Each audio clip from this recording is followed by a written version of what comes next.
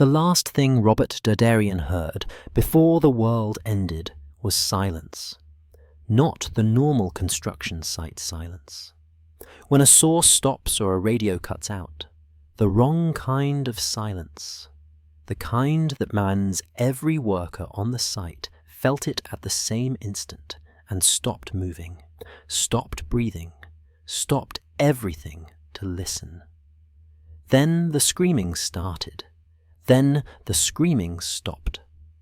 April 23rd, 1987. 1:28 in the afternoon. Bridgeport, Connecticut. 16 floors of reinforced concrete, weighing over 5,000 tons combined, decided that gravity still worked. The entire west tower of L'Ambiance Plaza apartment complex collapsed in less than 3 seconds. 28 construction workers were crushed, buried, or entombed in the pancaked debris. Some died instantly. Others survived for hours in voids between slabs, calling out to rescuers who could hear them but couldn't reach them. What those workers didn't know, what the engineers had dismissed, what the project managers had ignored, was that they were building a structure using a method that defied conventional construction wisdom. Instead of building from the ground up with traditional scaffolding and formwork, they were pouring concrete slabs on the ground, and then hydraulically jacking them up steel columns like some industrial elevator to hell. Floor by floor, level by level, climbing toward the sky. The Lift-Slab method had been around since the 1950s. It promised massive cost savings, no expensive scaffolding, no formwork that had to be assembled and disassembled for every floor. Just pour the concrete slabs at ground level where it's safe and easy. Then lift them into position with hydraulic jacks. Simple, efficient, cheaper. That word would haunt the investigation. This story is about how cutting corners cuts lives, how innovation without adequate safety margins becomes a death sentence, how experienced ironworkers who voiced concerns were dismissed by engineers who trusted their calculations more than intuition, and how 28 men paid the price for assumptions that seemed reasonable on paper, but catastrophic in reality. The mathematics of the collapse were already written in the connection points between concrete and steel. The shear studs that were supposed to transfer loads from the concrete slabs to the steel columns. 3/4-inch studs welded to the steel framework, embedded in concrete, holding up thousands of pounds, holding up everything, holding up lives. Until they didn't. L'Ambiance Plaza was supposed to be Bridgeport's answer to upscale urban living. 2 identical 16-story towers, 120 apartments total. A project developed by Coronis Associates and designed by architect Alan H. Fierstein. The structural engineering was handled by Schupak Associates of Teaneck, New Jersey. Construction began in May of 1986. The general contractor was a company called L&E Wertheimer. They subcontracted the concrete work to Bale Brothers Corporation, and Bale Brothers was using a specialized construction technique that had become increasingly popular for mid-rise buildings across America. The Lift-Slab method. Here's how it worked. First, you erect the building's steel skeleton, vertical columns rising from foundation to roof, no beams, no horizontal supports yet. Just columns. Then you pour all the concrete floor slabs at ground level in a massive stack. Slab on top of slab on top of slab, separated by a chemical bond breaker so they don't stick together. Each slab has a hole in it where the steel columns pass through. Each slab has steel reinforcement bars embedded in the concrete. Each slab has small steel collars cast into the concrete around the column holes. Then comes the lift. Hydraulic jacks are placed on top of each column. Steel lifting rods are threaded through the collars in the concrete slabs. The jacks engage. Slowly, carefully, all the jacks working in perfect synchronization, the entire stack of slabs begins to rise, inch by inch, foot by foot. The bottom slab reaches its designated height, floor 1, 8 feet above ground. Workers secure it temporarily to the columns with welds. The jacks continue lifting. The next slab rises. Floor 2, or floor 3, floor 4, all the way to the top. It looks like magic. Concrete defying gravity, floors climbing buildings. The entire system depends on 2 critical elements. First, the hydraulic jacks must operate in perfect synchronization. If one corner lifts faster than another, the slabs tilt, stresses concentrate, connections fail. Second, the temporary connections between the rising slabs and the steel columns must hold thousands of pounds of dead weight. These connections are not the final permanent connections. They're just supposed to hold the slabs in place, while workers install the permanent structural elements. The temporary connections at L'Ambiance Plaza consisted of small wedges and welds. The permanent connections would be made using shear studs. 3/4-inch steel studs welded to the steel columns, embedded in the concrete slabs. These studs were supposed to transfer the vertical load of the concrete into the steel frame through a combination of friction and mechanical interlock. But on the morning of April the 23rd, 1987, the permanent connections weren't finished yet. The slabs were hanging on temporary supports. The West Tower had all 16 floors lifted into position. Workers were in the process of welding, connecting, reinforcing, making temporary into permanent, turning a construction method into a building. At approximately 1:15 p.m., workers on the upper floors noticed something odd. The slabs were deflecting more than expected, sagging slightly in the middle. Not dramatically, just enough to be noticeable, just enough to be wrong. Foreman Jack Palladino mentioned it to the site engineer. The engineer checked his calculations. Everything looked fine on paper. The deflection was within tolerances. Probably just settlement. Concrete does that. Give it time. Keep working. At 1:25 p.m., an ironworker named Kenneth Shepard felt a vibration through his boots. He was standing on the 13th floor, welding a connection. The vibration was subtle but persistent, like the building was humming. He stopped welding and looked around. Other workers had stopped too. They felt it. Nobody said anything for a few seconds. Construction sites are loud, chaotic places. Vibrations are normal, except this one wasn't normal. This one felt wrong. Kenneth Shepard would later testify that he started walking toward the edge of the floor, intending to climb down. He took 3 steps. Then the world ended. At 1:28 p.m. and approximately 15 seconds, a shear stud connection on the 9th floor failed. The concrete slab, no longer fully supported, dropped a fraction of an inch.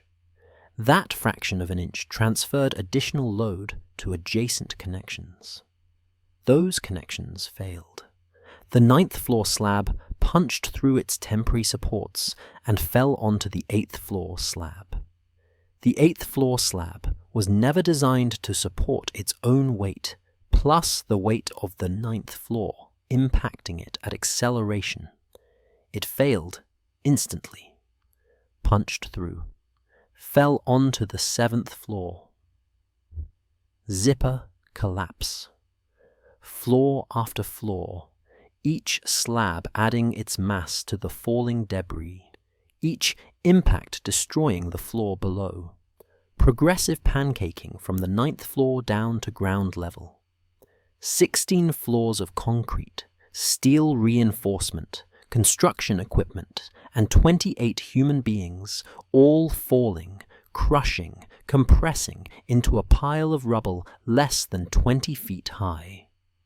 3 seconds from start to finish. The sound was described by witnesses as a combination of thunder, explosion, and freight train. The ground shook hard enough to register on seismographs at nearby universities. A massive dust cloud erupted from the collapse, rolling across the construction site like a pyroclastic flow, coating everything in concrete powder. Then silence. The East Tower stood untouched. 16 floors, perfectly intact, 100 feet away. Workers on that tower had watched the West Tower collapse in real time. They scrambled down emergency ladders, running, panicking, expecting their own building to fall at any second. It didn't. The East Tower remained standing. The West Tower was gone. Within minutes, fire trucks, ambulances, and police cars converged on the site. First responders arriving at the scene couldn't comprehend what they were seeing. It looked like a building had been hit by a bomb or an earthquake, except there was no bomb, no earthquake, just a pile of shattered concrete slabs stacked like broken dishes, and somewhere inside that pile were 28 men. Some were certainly dead. The forces involved in the collapse were unsurvivable in most locations. Multi-ton concrete slabs impacting at terminal velocity. Bodies don't survive that. But in a pancake collapse, voids can form. Spaces between slabs. Air pockets. Places where the geometry of destruction creates survivable cavities. Rescuers could hear voices. Faint, muffled, coming from inside the debris. Men were alive in there, trapped, injured, running out of air, running out of time. The rescue operation began immediately and would continue for 13 days. It remains one of the most difficult and dangerous structural collapse rescues in American history. The problem was simple but terrifying. The debris pile was unstable. Every piece of concrete was load-bearing, holding up other pieces. Remove the wrong slab, and the entire pile could shift, crushing survivors or killing rescuers. Heavy equipment couldn't be used. Cranes and excavators would cause too much vibration. Everything had to be done by hand, carefully, slowly, piece by piece, while men were dying inside. Search and rescue dogs were brought in to locate survivors. The dogs would alert on a section of debris. Rescuers would begin the agonizingly slow process of breaking through concrete with jackhammers and hand tools, shoring up voids with timber, creating tunnels through the wreckage. Hours of work for every few feet of progress. The first survivor was pulled out after 6 hours. Construction worker Robert Derderian. He had been standing on the 6th floor when the collapse began. The floor beneath him disappeared. He fell through a void between slabs, landed on debris, survived. Broken bones, internal injuries, alive. Rescuers asked him if he knew where other survivors might be. He described hearing voices, shouting, somewhere below him, somewhere to all the east. Men were alive down there. The rescue teams worked through the night. Floodlights illuminated the site. Jackhammers echoed across Bridgeport. Families of the missing workers gathered at the perimeter, waiting, praying. Some would wait for days. On day 2, rescuers located another survivor, John Williams. He had been trapped for over 30 hours in a void barely large enough to contain his body. He couldn't move, could barely breathe. The concrete was pressing on his chest. He thought he was going to die. Then he heard jackhammers, voices. Light appeared. Hands reached in, pulled him out. 2 men saved. 26 still missing. The rescue operation revealed the brutality of the collapse. Some workers had been crushed so completely that their bodies were unrecognizable. Others were entombed in concrete that had to be carefully chipped away. The work was gruesome, dangerous, and heartbreaking.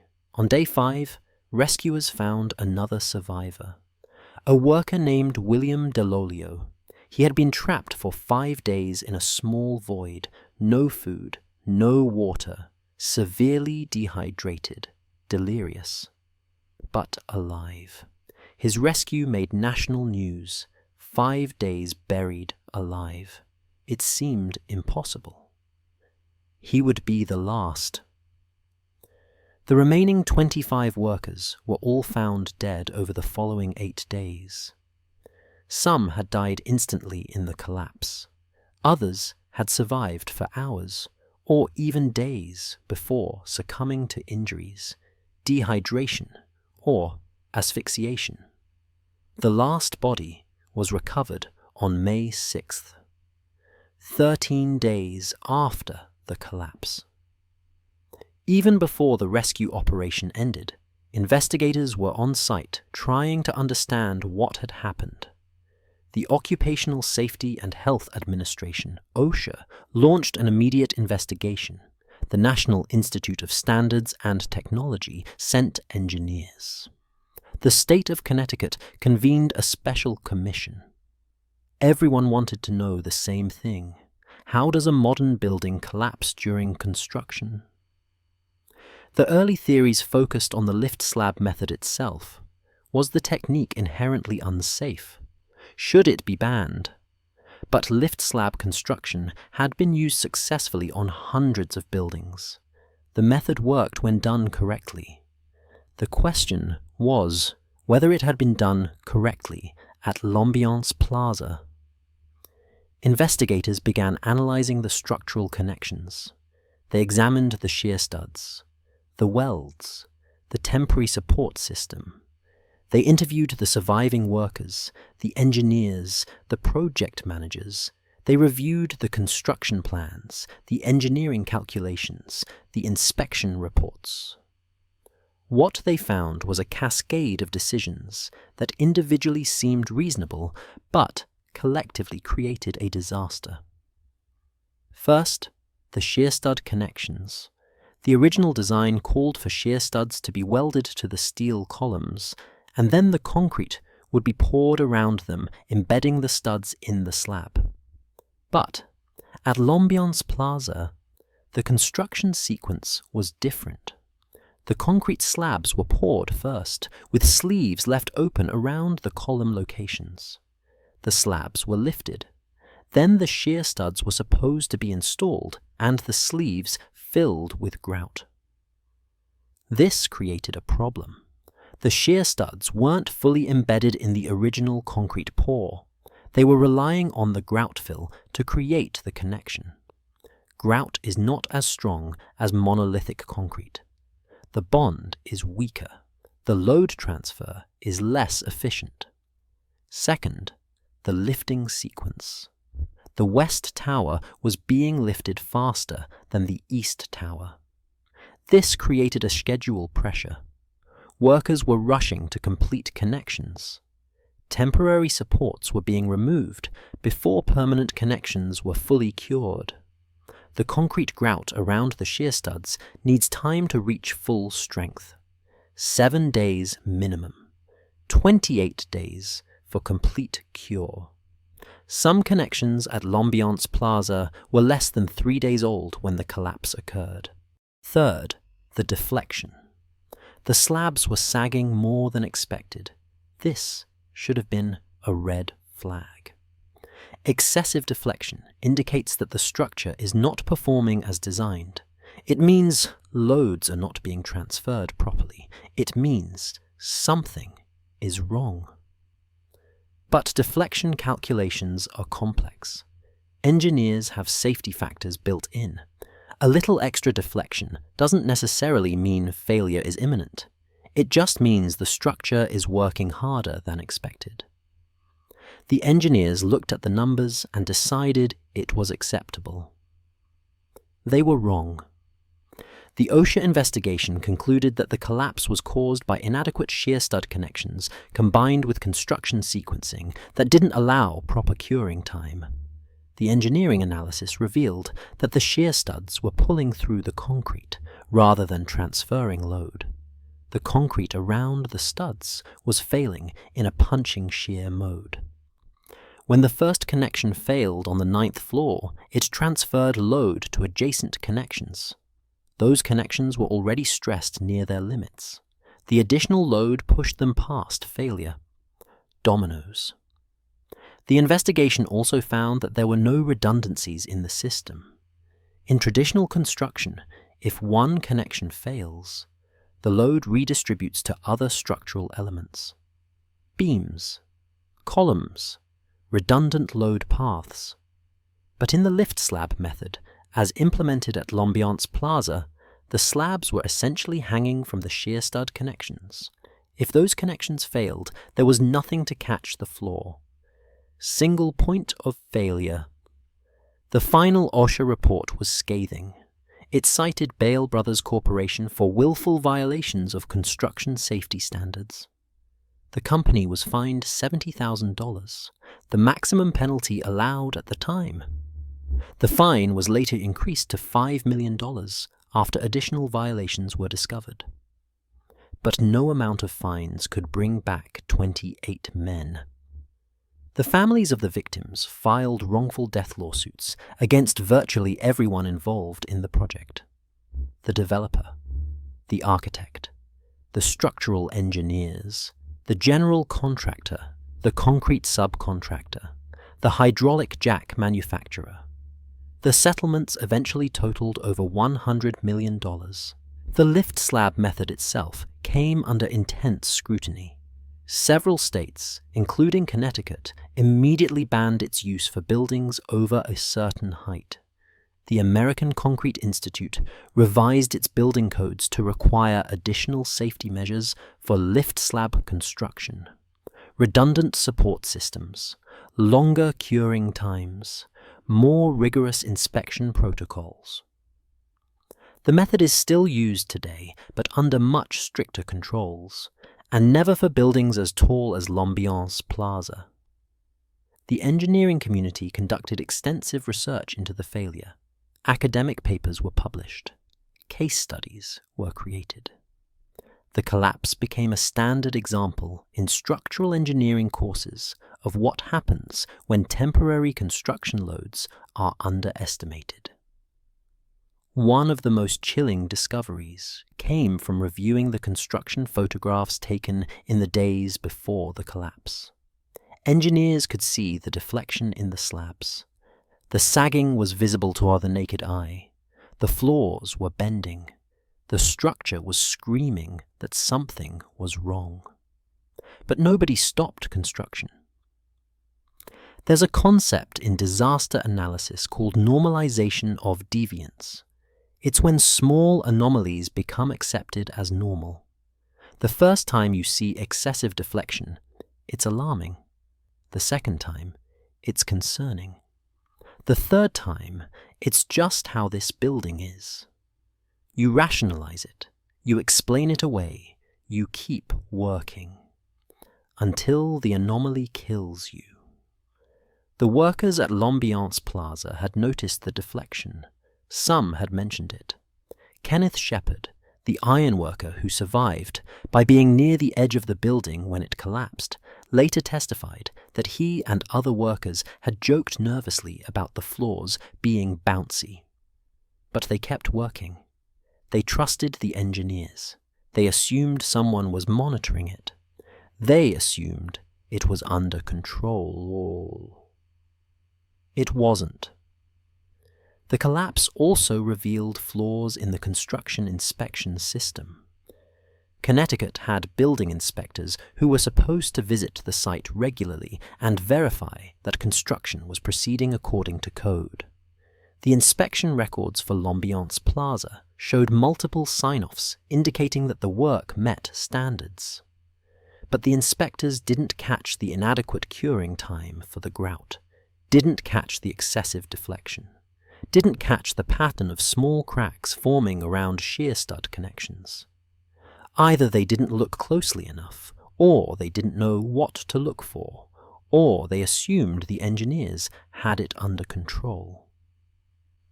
After the collapse, Connecticut completely overhauled its building inspection system. Inspectors received additional training. Inspection frequency increased. Special attention was mandated for unconventional construction methods. The L'Ambiance Plaza site itself remained a debris field for months. The East Tower, still standing, was eventually demolished. The foundation was excavated. The entire property was cleared. For years, it remained an empty lot, a scar in Bridgeport's landscape. In 1995, a memorial was erected at the site. 28 bronze plaques, one for each victim. Their names, their ages, brief descriptions: iron worker, carpenter, cement finisher, laborer, men who went to work one Thursday afternoon and never came home. The youngest victim was 19 years old. The oldest was 56. Most were in their 30s and 40s. Family men, fathers, husbands, sons. They were building apartments where other families would live. They died building shelter for strangers. The memorial includes a quote from a survivor. "We climbed buildings. We built dreams. We never thought the dream would fall." The technical lessons from L'Ambiance Plaza are still taught in engineering schools today. The importance of redundancy, the danger of single-point failures, the need for adequate curing time, the criticality of monitoring deflection, the necessity of stopping work when anomalies appear. But beyond the technical lessons is a human lesson. 19 of the 28 victims were minorities: Hispanic, African American, immigrant workers. The kind of men who take dangerous construction jobs because they need the money, who don't always feel empowered to refuse unsafe work, who trust that someone else is watching out for their safety. When investigators interviewed surviving workers, several admitted they had been uncomfortable with the deflection, the bouncing floors, the way the building felt.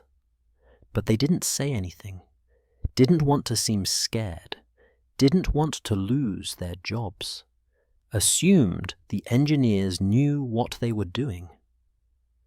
This dynamic exists on construction sites everywhere.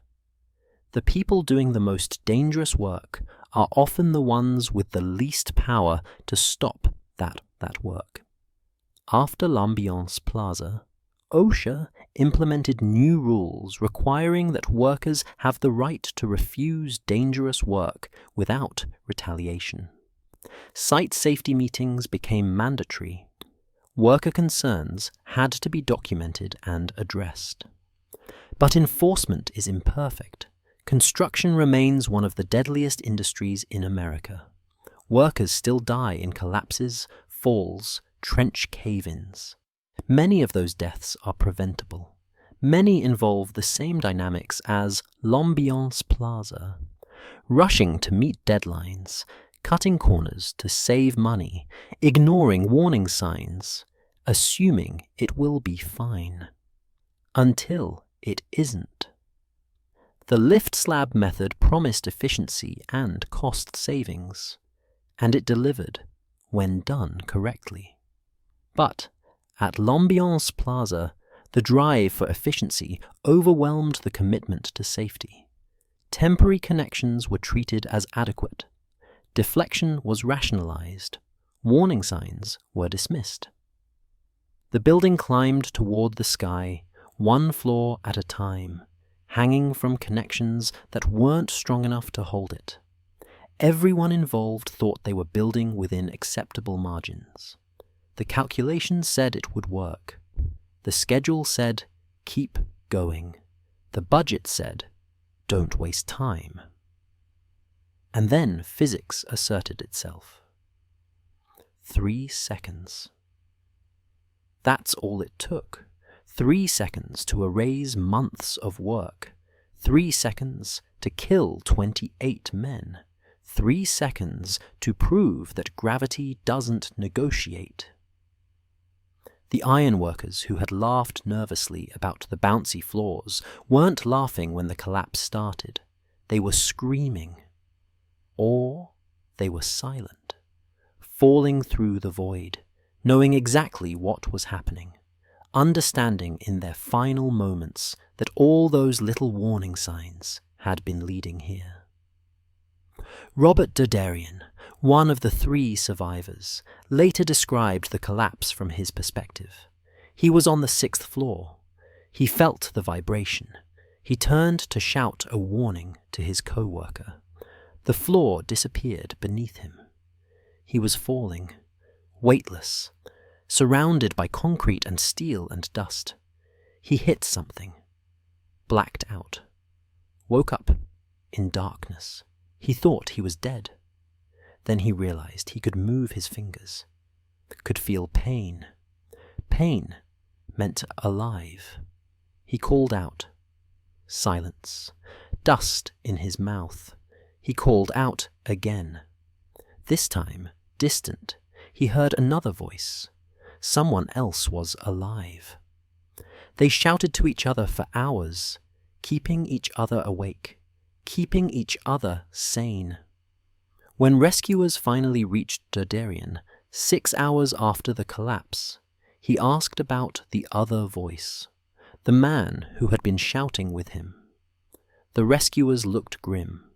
They would find that man's body 3 days later. He had been alive when Derderian heard him. He had died while they were digging. That's the cruelty of these disasters, the randomness. Derderian survived with broken bones. The man 20 feet away from him didn't. No logic to it, just geometry and luck. The families of the victims struggled with the randomness. Why their husband? Why their son? Why not someone else? The only answer is physics. Shear stud connections failed in a specific pattern. The collapse progressed in a specific direction. The voids formed in specific locations. Your loved one was standing in the wrong spot when gravity won. There's no comfort in that. No meaning. Just brutal chance. Some families found purpose in advocacy. They pushed for stronger safety laws, testified before legislatures, spoke at engineering conferences, turned their grief into action. Others couldn't. The pain was too much. Lives were shattered as thoroughly as the concrete. The lawyers who handled the wrongful death cases described them as among the most emotionally difficult of their careers.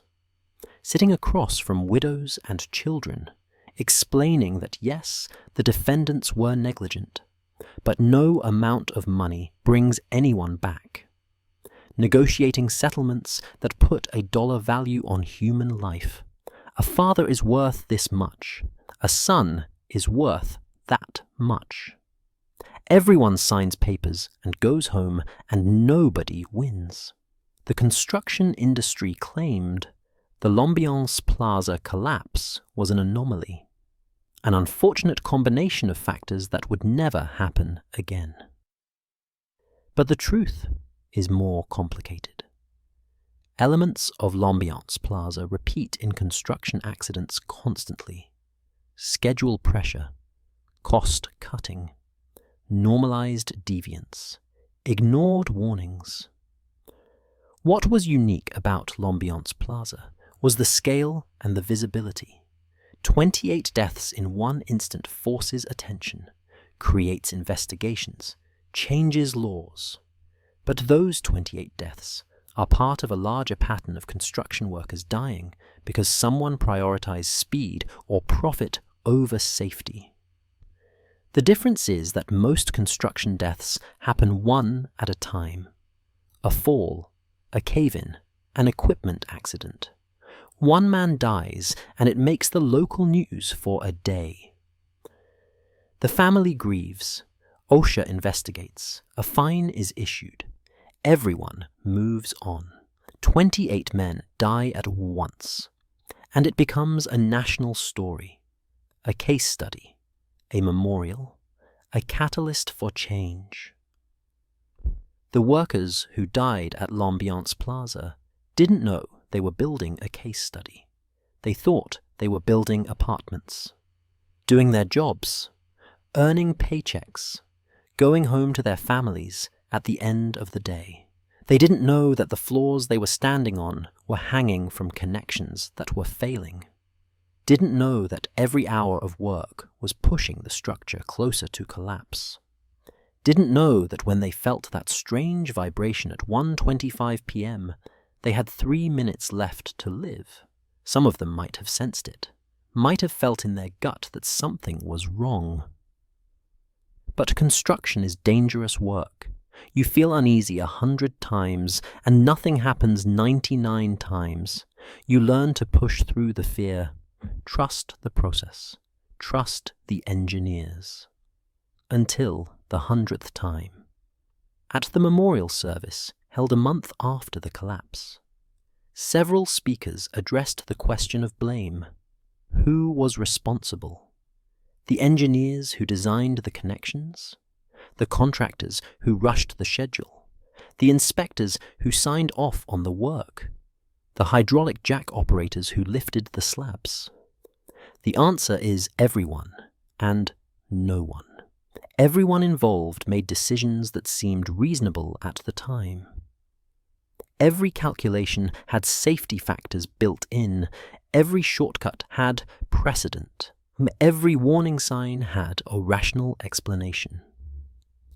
The failure was systemic, a chain of small compromises that individually looked acceptable, but collectively became lethal. This is how most disasters happen. Not through spectacular negligence, but through accumulated rationalization. Engineers at the memorial service spoke about the burden they carry, knowing that their calculations directly affect whether people live or die, knowing that a mistake, an oversight, an underestimation can result in catastrophe. Some of the engineers involved in L'Ambiance Plaza never worked in construction again. The psychological weight was too much. Others doubled down on safety, became obsessive about redundancy, added extra safety factors to every design, spent hours verifying calculations that should take minutes, because they had seen what happens when the math is wrong. The construction workers who survived the collapse or who were on the East Tower struggled with survivor's guilt. Why them? Why not the man working next to them? Some quit construction entirely. Others kept working but developed anxiety. hypervigilance. Every creak, every vibration, every structural deflection triggering panic. Post-traumatic stress disorder wasn't widely recognized in construction workers at the time. It was considered something that happened to soldiers, not laborers. But the symptoms were identical: nightmares, flashbacks, inability to work in certain conditions. The sound of jackhammers, which had once been just background noise, now triggered memories of the rescue operation. The screaming, the dying. The rescue workers also carried trauma. The firefighters and emergency responders who spent 13 days digging through rubble, finding bodies, listening to men die in voids they couldn't reach. Several required counseling. Some left emergency services. The experience had broken something inside them. One rescue worker described finding a void where a worker was trapped. They could see him through a gap in the concrete, could talk to him. He was injured but alert. He asked about his family, asked if his wife knew he was alive. The rescuers promised they would get him out. They worked for hours, carefully breaking through concrete, shoring up the debris. When they finally created an opening large enough to pull him through, he was dead. Had died while they were working. They never knew exactly when. Maybe minutes before, maybe seconds. They had been talking to him, keeping him calm, promising rescue. And then silence. That rescuer said he still dreams about it. The promise he couldn't keep. These are the human costs that don't appear in engineering reports. The trauma, the grief, the guilt. The lives permanently altered by 3 seconds of collapse. In the decades since L'Ambiance Plaza, structural engineering has advanced significantly. Computer modeling allows engineers to simulate loads and stresses with precision that was impossible in 1987. Construction monitoring technology can detect deflection, crack formation, connection failure in real time. Safety protocols have improved. But the fundamental challenge remains. Construction is inherently dangerous. You're working with massive loads, gravity, complex systems. You're building structures that don't exist yet, relying on temporary supports to hold permanent weight. You're coordinating hundreds of workers, thousands of connections, millions of potential failure points. And you're doing it under schedule pressure, budget constraints, weather delays, labor shortages. The same forces that contributed to L'Ambiance Plaza still exist on every construction site. The question is whether we've learned the lessons, whether the reforms implemented after the collapse have stuck, whether the industry has truly internalized the importance of safety over speed. The evidence is mixed. Construction safety has improved in some ways. Fatal accident rates have declined. Worker protections have strengthened. But workers still die. Buildings still fail. The same patterns of schedule pressure, cost-cutting, and normalized deviance still appear in accident reports. L'Ambiance Plaza should have been a turning point. 28 deaths should have been enough to fundamentally change how the construction industry operates. And in some ways, it did. But in other ways, the lessons fade. New generations of engineers and contractors who didn't witness the collapse, didn't feel the weight of those deaths, slowly revert to the same behaviors that caused it. The memorial in Bridgeport stands as a reminder. 28 bronze plaques, 28 names. But most people driving past don't know the story, don't know what happened there. Don't know that floors climbed buildings until physics crushed 28 men in 3 seconds. The building that was supposed to stand there, the apartment complex, was never built. The lot eventually became a shopping center. People park their cars on ground where men died. They don't know. They don't think about it. But the families know. The survivors know. The engineers who investigated the collapse know. They carry the memory. They understand that innovation without safety margins is just delayed catastrophe. They learned that when workers voice concerns, you listen. They learned that deflection is a warning, not a curiosity. They learned that temporary means temporary, and you don't remove supports until permanent systems are proven. These lessons were written in concrete and blood. 28 lives purchased knowledge that should have been obvious. Buildings need redundancy. Connections need strength beyond the minimum. Warning signs demand response, not rationalization. The Lift-Slab method itself wasn't the villain. It was a tool. Like any tool, it could be used safely or dangerously.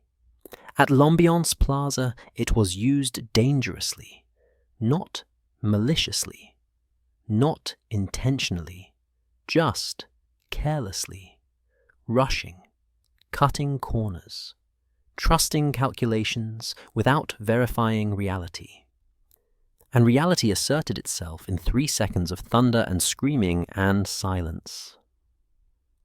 Robert Derderian, the survivor pulled from the rubble after 6 hours, eventually returned to construction work.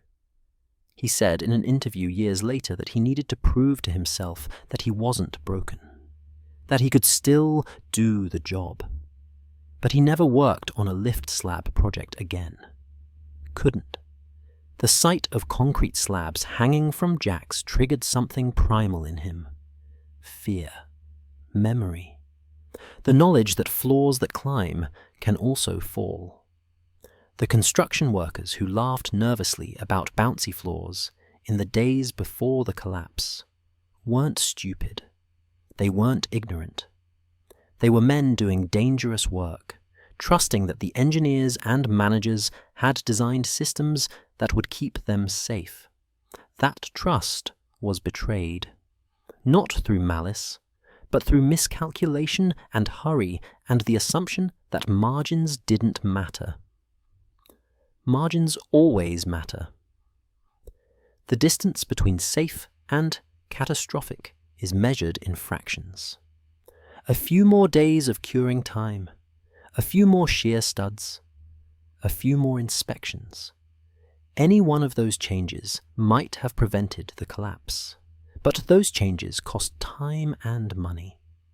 And in April 1987, someone decided that the risk was acceptable, that the margins were adequate, that the schedule pressure was manageable. They were wrong, and 28 men paid for that mistake with their lives.